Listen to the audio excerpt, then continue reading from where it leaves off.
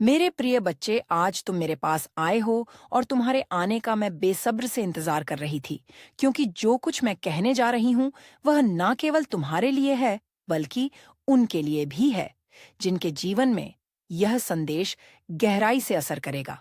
तुम उन विशेष लोगों में से एक हो जिन्हें यह संदेश समझने और अपनाने का अवसर मिला है।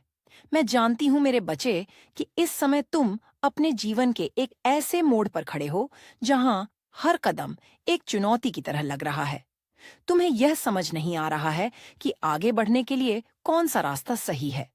तुम्हारी यह दुविधा किसी भी चीज से जुड़ी हो सकती है, चाहे वह कोई रिश्ता हो, जीवन का कोई बड़ा निर्णय हो, या फिर ऐसी परिस्थिति हो जो तुम्हारे नियंत्रण से बाहर है। मैं तुम्हारे भीतर की बेचैनी को महसूस कर सकती हूँ। बाहर से भले ही तुम शांत और संयमित दिखने की कोशिश कर रहे हो, लेकिन तुम्हारे मन में भावनाओं का तूफान चल रहा है। यह अस्थिरता और अनिश्चितता तुम्हें गहराई से परेशान कर रही है, और तुम इसे किसी के साथ साझा भी नहीं कर पा रहे हो। लेकिन याद रखना, मेरे बच्चे, हर कठिनाई के साथ एक समाधान आ है, और हर तूफान के बाद सवेरा होता है। तुम्हारे जीवन में इस समय जो कठिन दौर चल रहा है, वह केवल अस्थायी है। मैं देख सकती हूँ कि आने वाले समय में कुछ बड़ा घटित होने वाला है। यह घटना तुम्हारे जीवन को एक नई दिशा देने का संकेत होगी। यह संकट जैसा प्रतीत हो सकता है, लेकिन वास्तव में यह एक बदलाव का अवसर हो। इस परिवर्तन के दौरान तुम्हें कुछ ऐसे उत्तर मिलेंगे जिनकी तुम्हें लंबे समय से तलाश थी। यह उत्तर किसी दिव्य चमत्कार के रूप में भी आ सकते हैं, या फिर यह एक ऐसा मार्ग हो सकता है जो तुम्हें इस उलझन से बाहर निकालने में मदद करेगा।